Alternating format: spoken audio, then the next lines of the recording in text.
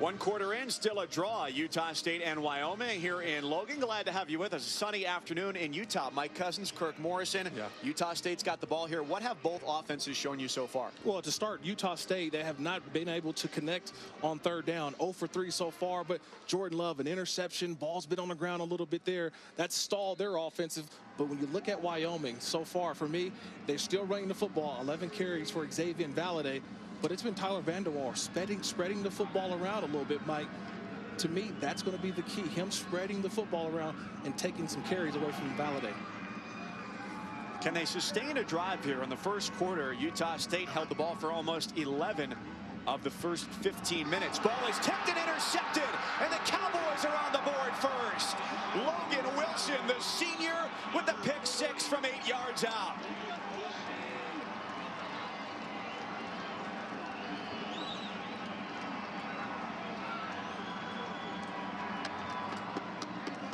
It's just a great play by Wyoming. Just playing the zone. Everyone's in their zone.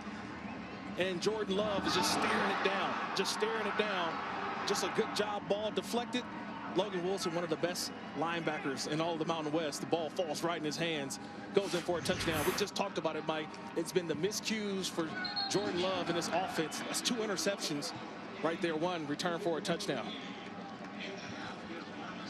Jake Dicker, the defensive coordinator for Wyoming, says that the reason Logan Wilson is one of the best players on this team, as he got the 13th pick from Love this year, is because of his humility. He feels like he's always got to prove something every week, and is such a great ability to pursue the ball.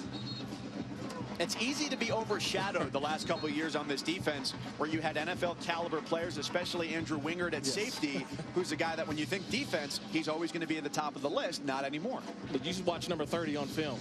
And he's all over the place. Last week he had a sack and an interception. He gets another interception this week. This time returns for a touchdown. And look, this ball is just stared down. Watch Jordan Love the whole time. He's just staring it down. And that's a good job by Malawi, just going to go put a hand in there.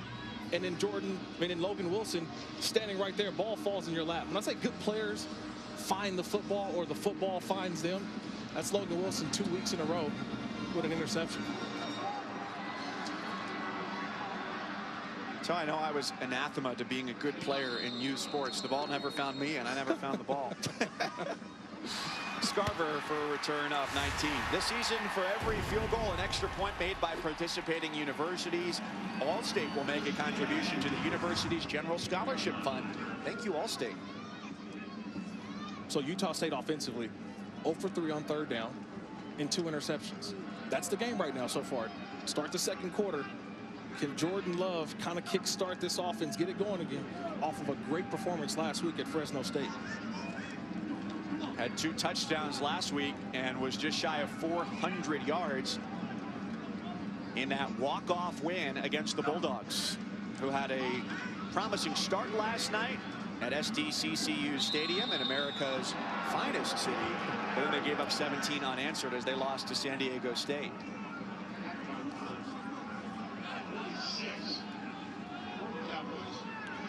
A few other Mountain West games today as well. Hawaii's in Las Vegas. They take on UNLV. And then later tonight, Mountain West After Dark on ESPN2. Colorado State Air Force, New Mexico at Boise State. Jordan Nathan with the catch, first down.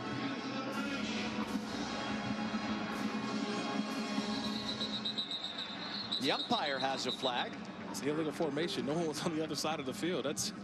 They'll call that every time. See what happens when you go fast. You got to get the communication to the offense.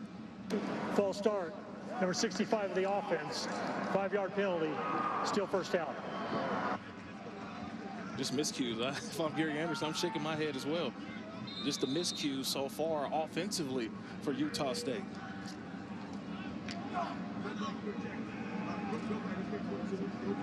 Nothing Gary Anderson can do except express disappointment right now with this offense.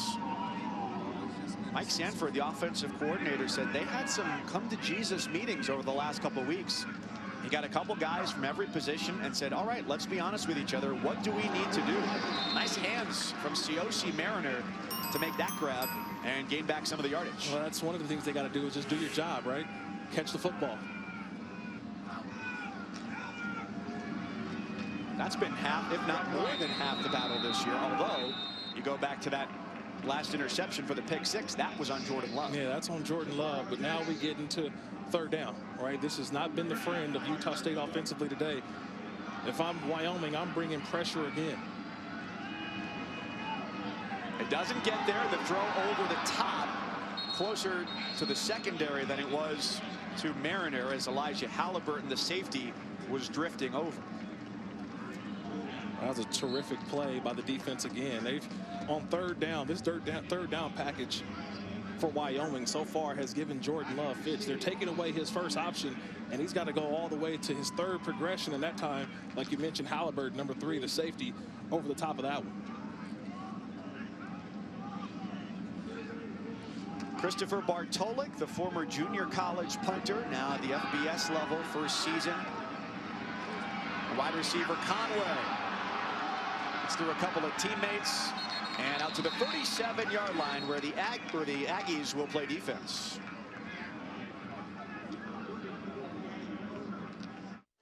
Monday Night Football goes to Estadio Azteca in Mexico City. The Chiefs and the Chargers separated by 2 games in the AFC West, and Kansas City has had the Chargers' number as of late, winning 8 of 9. Game kicks 8 Eastern, 5 Pacific on ESPN, ESPN Deportes, and the ESPN app. That they get to play this game in Mexico this year is a story in and of itself. Well, the bigger story could be with the Raiders win against Cincinnati tomorrow and a Chiefs loss Monday night. Raiders could be in first place in the AFC West. You didn't know that one, I bet. And the odds are in the Raiders' favor, given the way the season has gone for Cincinnati this year. They have not been one of the better teams in the state of Ohio this year. Well, you're not exactly setting the bar very high at the professional level there, are you? Well, I'm saying, when you look at what Ohio State's doing. At the professional level, I said. I said just football in general in the state of Ohio. Okay. What about the Miami, Ohio Redhawks in first place? Clinched themselves a spot in the MAC championship game in Detroit already. That's why I kept it general, football in the state of Ohio. Nice season for Chuck Martin and company. Vanderwall's got all sorts of time and a very big arm. And he hops that down the field, incomplete. But that's not his game right now, Mike. That's not his game. Okay, I've talked about it before with Tyler Vanderwall. His game to me right now was kind of in a 0 to 15 range. That's where I think that his passing, to me, can be at its best. Once he starts to get that ball 15, 20 yards down the field, his accuracy has not been there yet. 5 of 10 today. Last week, in his first start of the season, hit 65%, which was the best for a Wyoming quarterback in 2 years. His check down is even high, off the hands of Valladay. That was a fastball when an ethos would have sufficed. No, that's just concentration. That's just focus. He's got to be better. And Tyler Vanderwall can tell you that I've got to be better. This is almost inexcusable, right? There's nobody around. You got to, this is pat and go. This is how you start practice. This is how you warm up for the game. Just throw that football. It's an easy throw. And Vanderwall, like I said, his confidence right now has to be much better than what I've seen so far.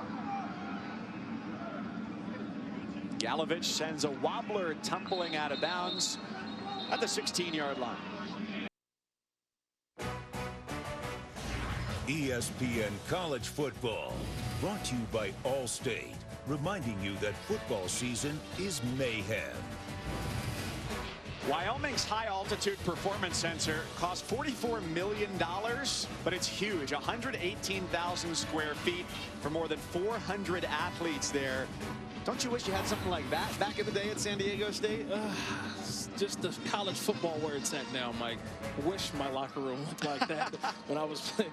But you always got to remember, too, man, these college athletes, they spend a ton of time at those types of facilities. And right now, I think Wyoming trying to show people in the Mountain Division or even on the West Coast that they can rival anybody.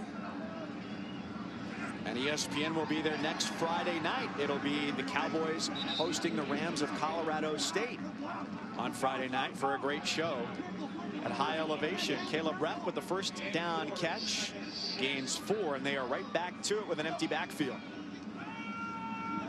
The shoulder shimmy, long ball down the sideline, is caught. There goes COC Mariner. Cutting it back inside the 10. Touchdown, Utah State. 80 yards for number 80.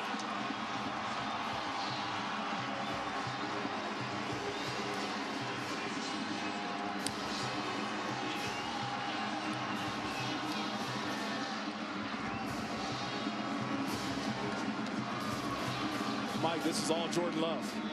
This is all Jordan Love, just showing you that regardless of the shaky start to start this game, all it takes is one play. And it takes one throw, honestly. And that one throw, Jordan Love finding the hole in the defense and making the play. The early drives may have been short. All they needed was one to be explosive. Jordan Love had one of his passes taken away and returned for a touchdown. This one, right guy, right place, right time. 7-7.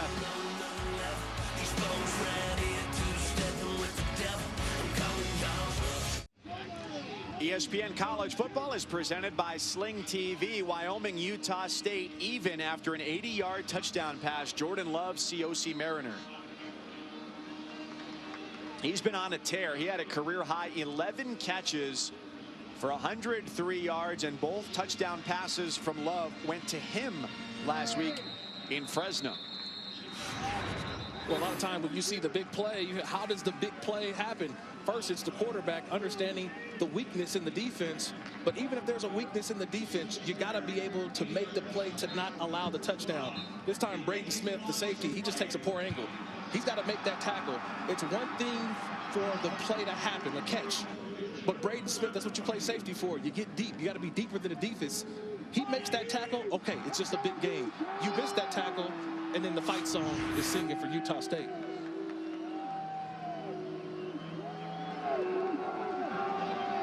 Valladay, a first down run out across the 40.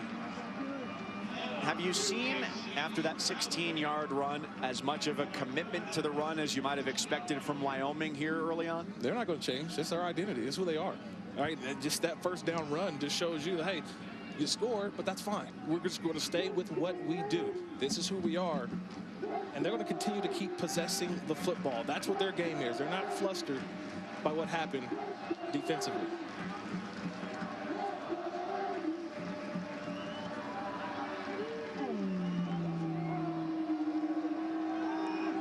Vanderwall spins out of the pocket. There's a holding flag coming against Wyoming because Justice Tae had his jersey grabbed on the retreat by Vanderwall by Rudy Stouffer, the left tackle. Holding, number 62 of the offense. 10-yard penalty, replay for down. It's a good thing the jersey's made out of flexible material. It might have ripped it. Yeah, but you also got to remember, too, Xavier Valladay goes out of the game. First thing you think of, it's going to be a pass play.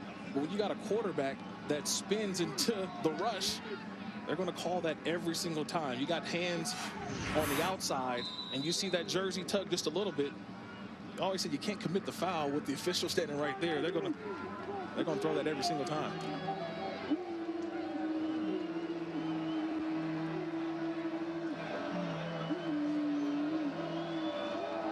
Backed up first and 20 with Valladay on the field. Everybody knows what's coming.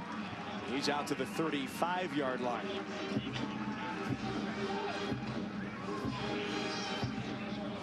They don't have a lot behind him running back-wise. You asked Craig Bowl this week, you asked Brent Vigen, the offensive coordinator, and the first answer is, let me think about that, who the options are. Well, they're youthful in the back end, right? They're youthful at the running back position. That's euphemistic, yeah, yes. But with Xavier Valladay, he's still only a sophomore. To say that they're young behind him, a young freshman, redshirt freshman, still waiting for their big carries. The check down throw goes a lot better this time for Vanderwall. However, the ensuing action doesn't really get that much. 8 defenders collaborate to end the play as a flag sits at the 35-yard line. You see the conscious effort to make the right throw that time. He short-armed it. Yeah, he took a little heat off of that one. Went with the changeup instead of the fastball on the check down.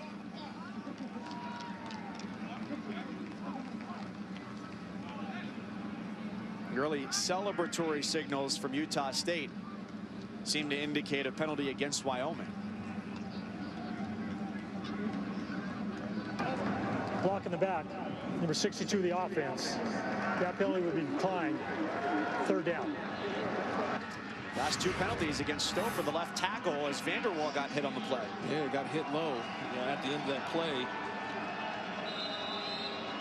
That was a low hit. I think the officials missed that one. That should have been, I think, a penalty on Utah State. Protecting quarterbacks, we know in college football, you go down that low, officials got to make that call.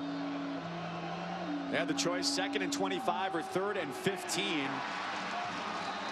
And with the way this offense has worked, they rolled the dice on their defense to get one stop. They did, and Utah State will get the ball back. Inside 10 minutes here before halftime. Another good answer by Utah State defensively. They had the 4th down stop earlier. Now you get this offense off the field of Wyoming. To me, so far, Utah State's defense been doing a great job so far. The offense got the score on the last play. Now getting the ball back. 2 returners, though. They did it on the last punt as well. Maximize their options. Devin Tompkins takes the fair catch right at the 20. So Jordan Love, ranked by many as a potential first-round quarterback. Go back over the last 3 years. Trubisky, Mahomes, Watson. Exorbitant numbers in terms of passing and great touchdown to interception ratios. A couple years ago, Wyoming saw one of their own go in the first round. Josh Allen, not huge numbers, but still the talent there. And then last year as well. This 2 years ago was a 5-quarterback class and a smaller class. Murray, Jones with the Giants, Dwayne Haskins as well. And Jordan Love, last year his numbers were off the charts good. He hands it off here for a big burst. Jalen Warren out across the 40-yard line, gained 16. Love last year, though, 3,500 yards, 32 touchdowns, and 6 interceptions. This year, he graduated a lot of the talent around him. He's thrown now 12 touchdowns and 14 interceptions and just about 2,500 yards for the year. Yeah, he's still a big-time prospect. It's because of throws like that one. It's the throws to the outside that he's gotten better at. Earlier in the season, that was a tough throw for him. But now putting the ball where it needs to be to the outside where only his player can go out and make the grab.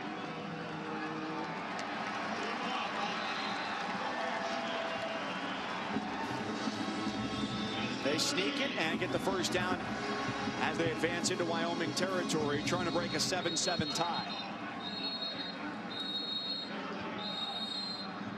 For the 3rd time today, there's an injured Cowboy down after the play. Mario Mora, the defensive tackle, is the injured player. We've already seen one injury at linebacker, one at tight end for Wyoming as well. You know, kind of going back to your Jordan Love point, like, you know, if when he does get drafted, because I think he will be drafted. Now, will it be in the 1st round? I honestly believe that a team's going to have to really fall in love and really invest in Jordan Love. Make sure to watch Sunday NFL Countdown next week. This is a huge week in the NFL. You've got a matchup of MVP candidates going on.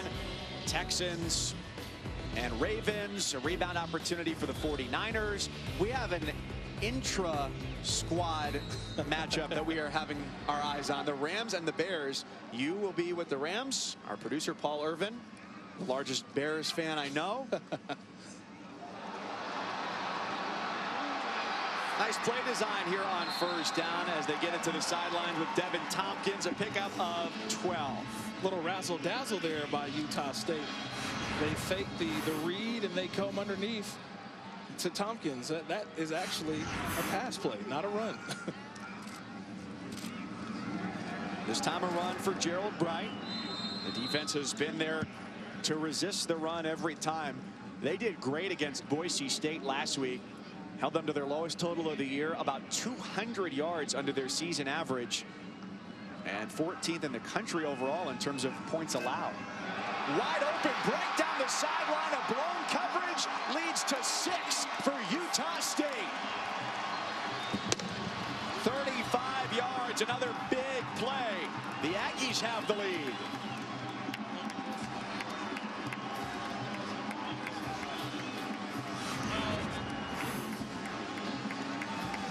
First of all, just great route, but understand this.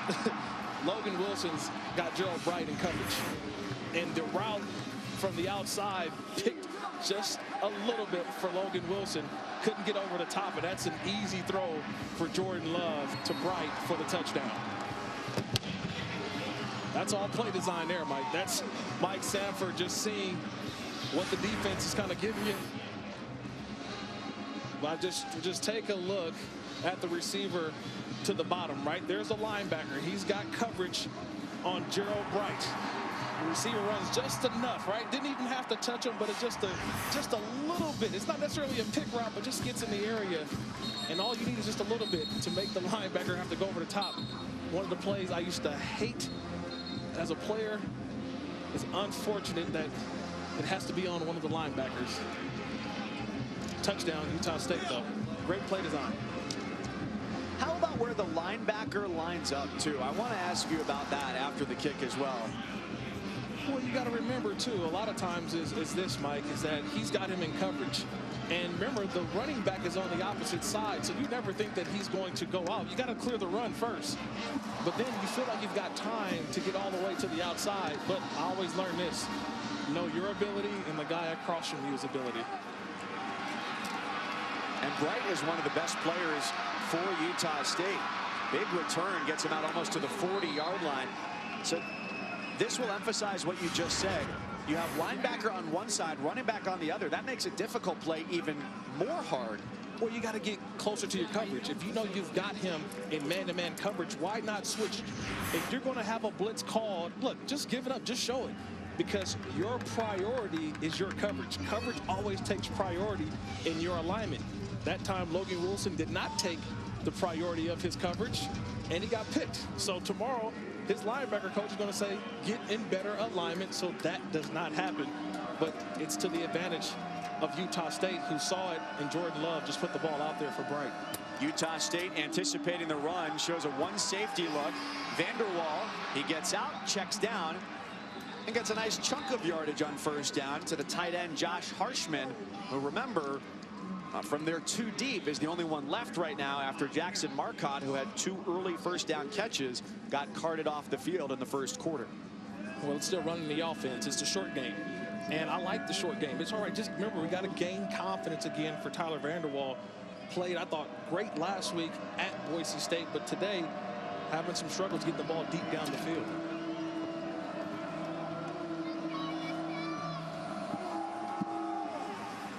Valladay lowers the shoulders, a first down run. Wyoming 3-2 in Mountain West play, 6-3 overall. Not in contention for the division championship, certainly not as much as Utah State is. 4-1 in Mountain West play as they all chase Boise, perfect in the league atop the division. But Wyoming trying to improve their position for bowl selections at least. After last year, they went 6-6, but didn't get picked for a bowl game.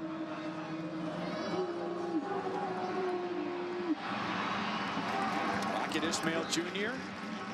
to the 43-yard line. It's a nice alternative to the run game there, right? Just a nice little play in which you get the wide receivers involved. We saw Austin Conway get one of those end arounds. That time, like you mentioned, Rocket Ismail again. But it just sets up just a better situation for them on second down without having to hand it to Xavier Valladay, who had 37 carries last week, tying a school record, which hadn't happened in 25 years. A bounce to the outside, the stiff arm, but a great tackle by Metzenheimer. Although at the end, he does draw the flag. Started good and ended poorly. And this is one of the reasons why they've outlawed this tackle in college football. It was a horse collar tackle, and it's because of when you pull a guy from the back just like that around that nameplate, bad things happen. And I think that's a bad injury for Xavier Valladay, who's still on the ground. See, right up there along the nameplate. And what Metzenheimer foul, horse collar tackle, number 33 of the defense, 15-yard penalty, automatic first down. What Metzenheimer was trying to argue was that he grabbed jersey, but like you said, the nameplate counts for a horse collar tackle penalty. Yeah, and just watching that right ankle, Looked like Metzenheimer falls on that right ankle. And that's unfortunate. I mean, that's the reason why, Mike, that play, you know, just the horse collar tackle is outlawed not only in college football, the NFL. It's because it can definitely hurt some players.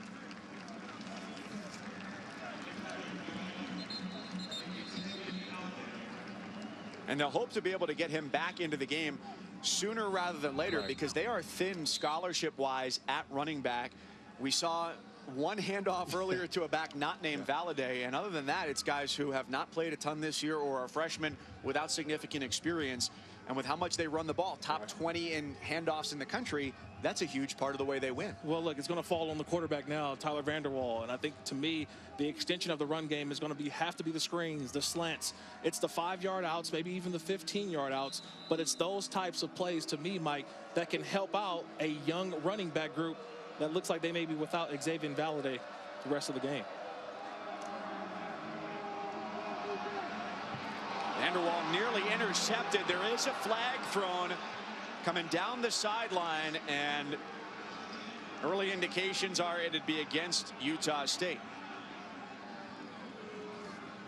I want to take a look at this one because I didn't see a pass interference on Utah State. I thought that was great defense.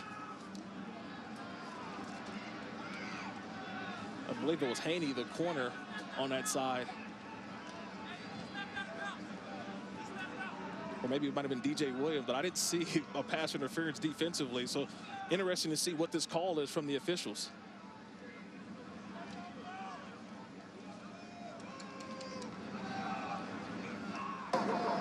Pass interference. Number 7 on the defense. 15-yard penalty. Automatic first down. That's a lot of free yardage on back-to-back plays. Yeah, I did not see a penalty, and I think DJ Williams, the senior, he's got the right. He's got a right to argue with the officials on that one. I did not see pass interference. I just saw a guy who's using what? He's using the sideline as a defender. He's boxing him out. He's got every right to be there. That's just a great job by the defensive back. That should not have been pass interference. Vanderwall takes off, room to go. He's upended near the goal line, and it's a touchdown for the Cowboys from 11 yards out. After 33 yards on penalties, he provides the last 11. They're a point away from tying it up. I just said it, Mike. It's going to fall on Tyler Vanderwall's shoulders. He gets up in the air, and I think this is a touchdown, Mike. You're talking about taking off. Pulling off his best Superman impersonation, extending the football. That's an outstanding play, Mike. I just said it before. Xavier Valladay is out of this game. Tyler Vanderwall, guess what? This is your game now to win. Got to put the offense on his shoulders, and that time he found a nice little seam, cut through the defense, and made an outstanding play for a touchdown. Cooper Roth with the extra point for the Cowboys. And it's good. 14 all. 5:34 left before the half, and a chorus of boos.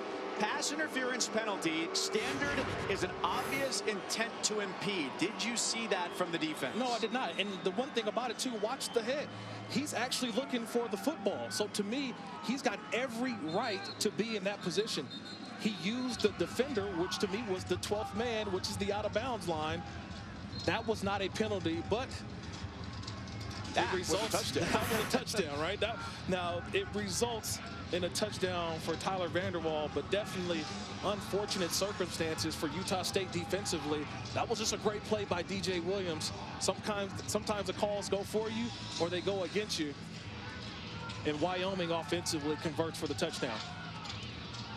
And to put a bow on the pass interference penalty as well, you don't even have to turn around. There's no face guarding penalty in college football. You can just face the offensive player the entire time. I'm with you. I didn't see an obvious intent to impede. I saw a guy turning around to say, hey, where's the ball?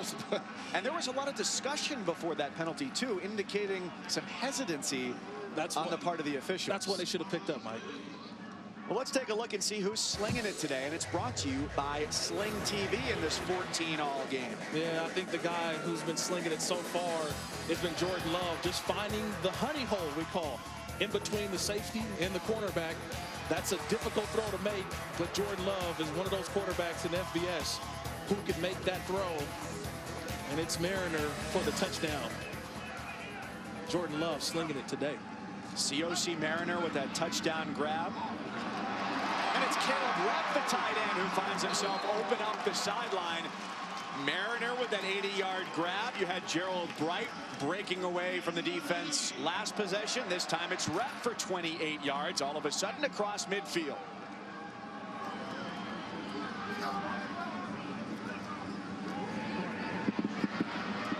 Love gets flushed. He sidearms it. Another great throw. And his receivers are helping him out today in ways they have often not this year. It's Jordan Nathan for 11 yards. I always marvel at those types of throws from the quarterback. Right, remind me of a shortstop. Makes you turning that throw from second to first. Nice throw from Jordan Love. Quick to the line, quick outlet. Nathan again. Brought down shy of the 30-yard line by Logan Wilson, the senior linebacker. No time for substitutions here defensively.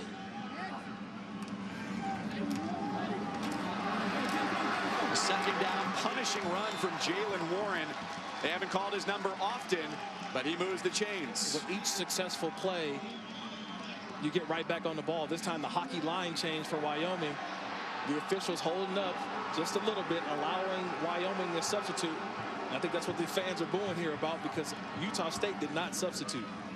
Well, along with the game program, we may need to distribute copies of the rule book too to tell them that it's perfectly legal. There's a flag on the handoff.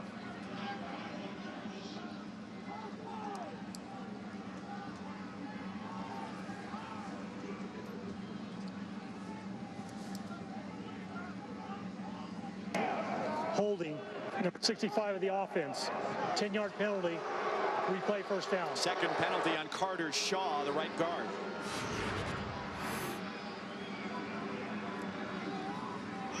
Just right guard Carter Shaw. He just gets beats off the ball. When you get beat off the ball, a lot of times guys just say, you know what, I'd rather just take you down instead of you wrecking the play. But that's what's hurt Utah State today. It's been the interceptions by Jordan Love, and then it's the penalties that have really stopped some drives as well. Perfect on his last 7 throws. Handed off there. He's like a streaky shooter though, right, Mike? You know, in basketball, you see a guy kind of off in the beginning, and all of a sudden you make one good throw and you just catch fire. That's where Jordan Love is right now, catching fire.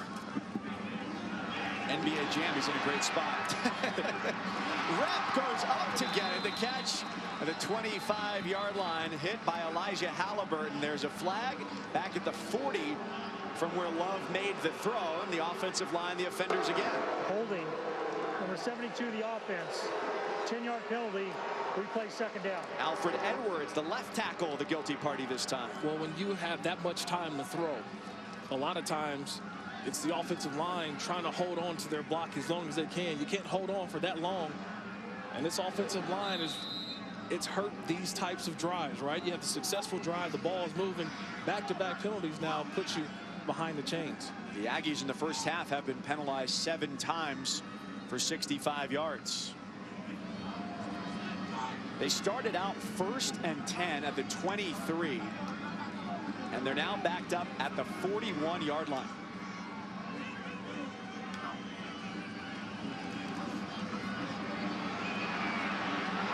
Love on the move again. You know, Kirk, you live in LA. LA traffic is bad, but at least you're going nowhere. On this drive, they're going backwards. Well, it's a good job by Wyoming's defense, right? Now I think they're going to go back to the zone. They pressured a little bit earlier, and what did the pressure do? They had a linebacker on the running back. I think they're going away from the pressure and playing more zone with the safeties over the top. The safeties are deep. About 17 yards off the line of scrimmage at the 40. That's what's hurt them today, is what the big play down the field. Right. You want to make Utah State do what? Drive it all the way down. I think they may take a timeout here. Play clock is at 3 and no indication of a snap coming. They've got 3rd down and 27. Already a very newsworthy slate of games to start the day. Our halftime report with Kevin Connors, Jim Mora, and Emmanuel Acho. You'll get the latest on the injury for Alabama quarterback Tua Tagovailoa. Updates on Ohio State, Clemson, and Georgia. And can P.J. Fleck and Minnesota keep that great season perfect? And that is a massive story from that noon game. It was a win for Alabama on the scoreboard, but right now not looking great as Tagovailoa is back in Alabama for tests on that hip injury. As Molly McGrath reported during that game that he came off the field screaming in pain and had to be carried off the cart once he got up the tunnel. Yeah, watching that game before we came over to the stadium today, Mike, and you know, a lot of question marks where Alabama's up 35-7. Should Tua still have been in that football game for Alabama? Along with Kirk Morrison, Mike Cousins, we're glad you're here with us today on a beautiful afternoon in Logan, Utah. 14 all, Wyoming and Utah State, and 2:36 before the half. Potential first-round pick, Jordan Love. Two defenders, he makes them collide. And he finds his way to the 30-yard line. Yeah, not sure what you're going to get out of that. 3rd and 27, there's just not a lot of plays in the playbook for 3rd and 27 unless you want to take a shot at the end zone and maybe go for that because you're not really in field goal range. So to me, you just get enough, and that's what I think Utah State did there. Just got enough. Jordan Love realizing that gets enough yardage to at least have a field goal attempt. And they've got a great kicker with Dominic Eberle, who's tied the Mountain West record for made field goals, 57 in his career.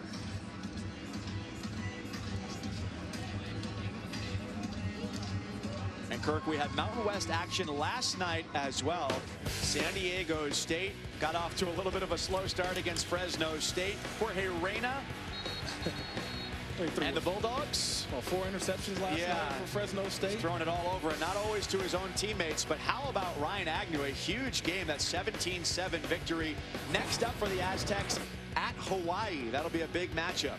Yeah, San Diego State won the old oil can in the matchup between Fresno. I never won the oil can, by the way, Mike. Never did. Hawaii and UNLV tied at 7. Typical Cole McDonald kind of day. And ESPN2 with more Mountain West action later tonight. From 47 yards, Eberle with a sidewinder that is good. And the Aggies leap in front by 3. He had a game winner for them last week, their first in 21 years, and continues to be solid. Well, first of all, this field goal, you got to really thank Jordan Love for this one, right? They were out of field goal range, just 3rd and 27. Jordan Love flushed out of the pocket, just gets enough yardage for where that field goal is possible, and Eberle kicks it through. That's a good job by Jordan Love, realizing the situation. I'm not going to get all 27 yards on 3rd down. I'm going to get enough to allow us to get a field goal attempt, and they're hoping to keep this lead going into halftime. 58th made field goal of his career. That's a new Mountain West record, and he already holds the conference records for points scored by a kicker in a game and in a season. So add another one to the ledger for Dominic Eberle. On the other side today, too, with Cooper Roth. He's got the chance to become Wyoming's all-time leading scorer, their place kicker. Yeah, last year's Luke Rosa finalist. So you've got some outstanding kickers going along here between Utah State and Wyoming today. It's a fun look at the way the Mountain West has changed over the last decade as well, with Utah and TCU now in the Pac-12 and Big 12 respectively.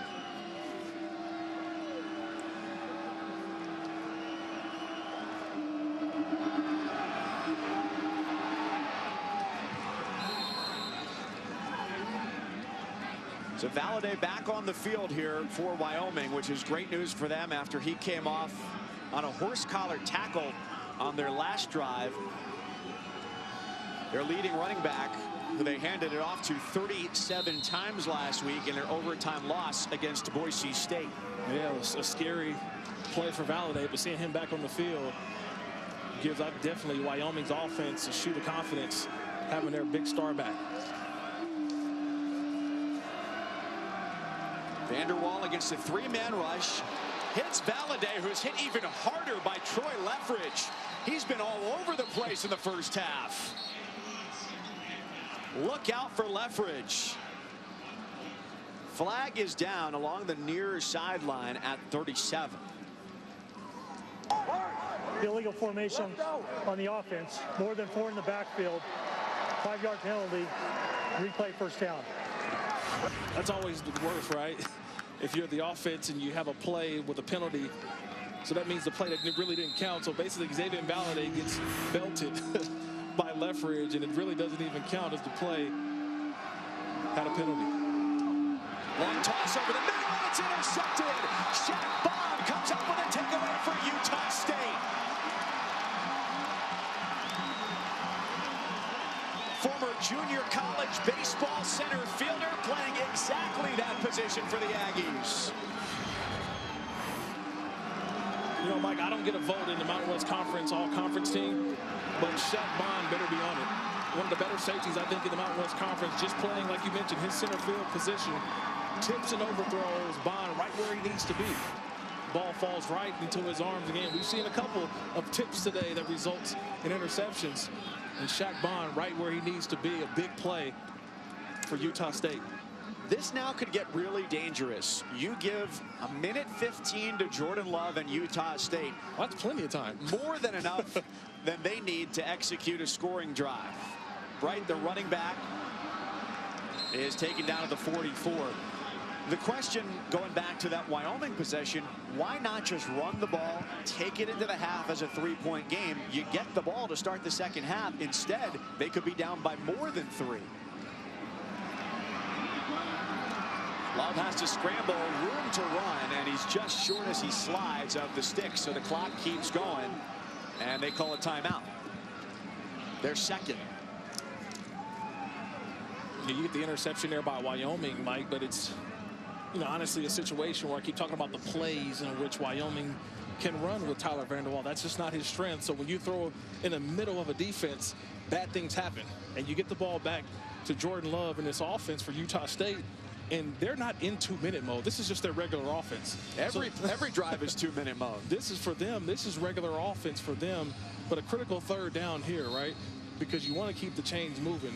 You want to get into field goal range. And so now we start to look at where does this football need to be for Dominic Eberle, right? He's already connected 1 from 47. So are we saying right around the 35-yard line-ish to give him an opportunity for another field goal attempt? But converting here on third down is of the utmost. They're just 1 for 6 on third down. We've seen Jordan Love take off a couple times so far. Watch Jordan Love. He's got it, rolls out, throws on the move, and connects! Touchdown, Utah State! Ball popped loose at the end of that play. The initial signal was touchdown.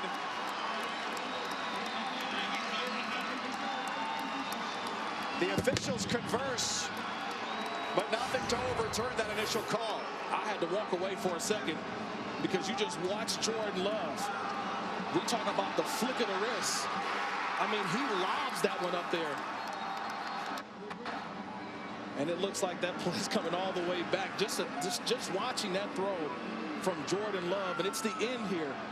Was their possession gained by Tompkins? I'm not sure he ever really had possession. That's an outstanding throw that should have been caught. And I think the officials conferred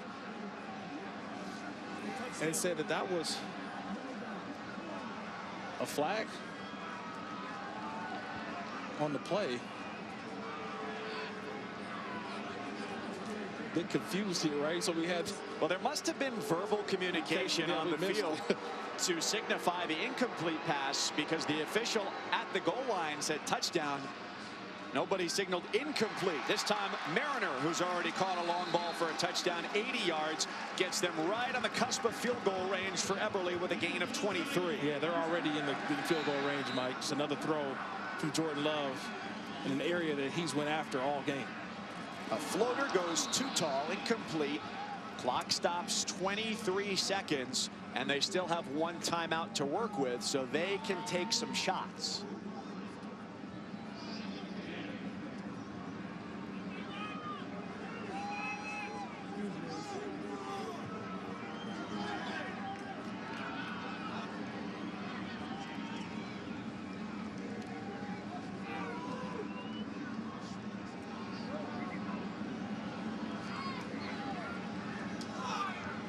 has the tight end Rep lined up wide to the bottom of the screen, and 3 out to his left. He looks for Rep, and it's incomplete. Pressure came very quickly. Elijah Halliburton, the safety, helping him up, also knocked him down. Yeah, this is all on the quarterback. He knows that the pressure's coming. You know that Jalen Warren, the running back, he gets the most dangerous, which is the guy inside. The guy on the outside, that's on the quarterback. That's why he threw it fast, so you know he's going to take a hit. Another opportunity to go long, 3rd and 10. They'll be comfortable kicking a field goal from here as well to try and stretch this advantage to at least 6 before the half. But you remember, they still have a timeout left, and they can throw anywhere on the field. There's nowhere that they can't throw. He zips it out. Jordan Nathan makes the catch and is quickly cut down. Short of a first down. Final timeout for Utah State.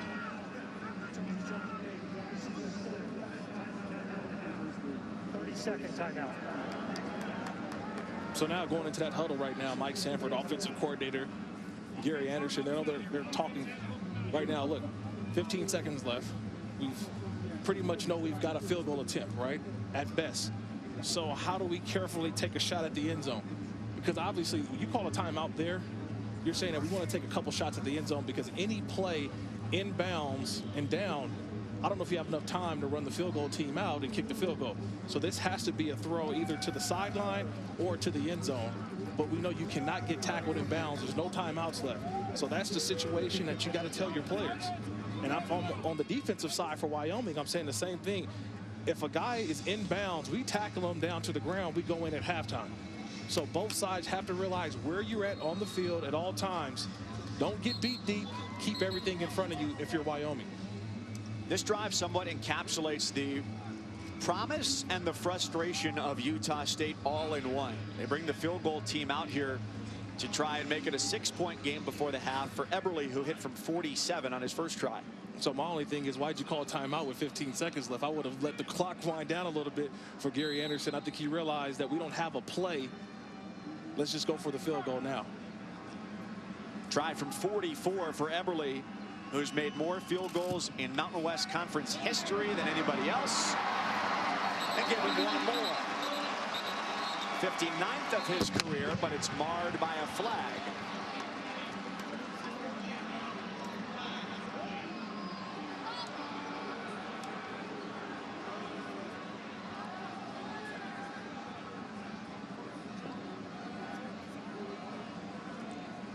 Situation here, looking at if it's on Wyoming, do you take points off the board and try a shot at the end zone, or you just say, you know what, we'll take it, decline it, and hopefully hold on the kickoff and take it into halftime? So 5 striped men converge. So we await one verdict after the made field goal from 44 yards. Oh, they're bringing in reinforcements. Now we've got 7 officials in stripes conferring.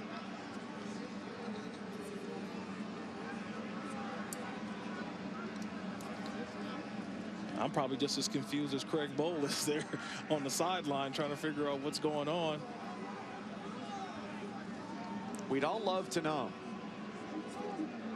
It's one of the sports where, fortunately, the officials do wear microphones. Yeah. You'd love to see it in every sport, especially to go back to that touchdown play before where the signal was touchdown. Signal was touchdown. The official has a microphone to tell everyone assembled that there was what an happened. Illegal man downfield. And it doesn't get used. Now we get a call here. Personal foul, leveraging on the defense. That penalty would be declined. The result of the play is a good field goal. So when I hear leveraging, that's just, you can't use your own player to give you leverage to jump up. So you can't jump up, first of all, and land on someone, let alone your own guy. You can't use your teammate, even if his name is James and you're really close with him. You can't make him into a jungle gym. Right. Right? I see what you did there. And it's a player safety rule correct. more than anything else. Yes, correct. And we've seen that it's just taken out of football on all levels. But another field goal for Eberle. And now you just hope that he kicks this out of the end zone, and if you're Wyoming, you take a knee and go in at halftime down 6. This all goes back to the Vanderwall interception from Shaq Bond. It's about 1:15 on the clock for Utah State, and they were able to turn it into points. Just 71 yards of offense in the second quarter for Wyoming, which will get the ball to start the third quarter down by 6.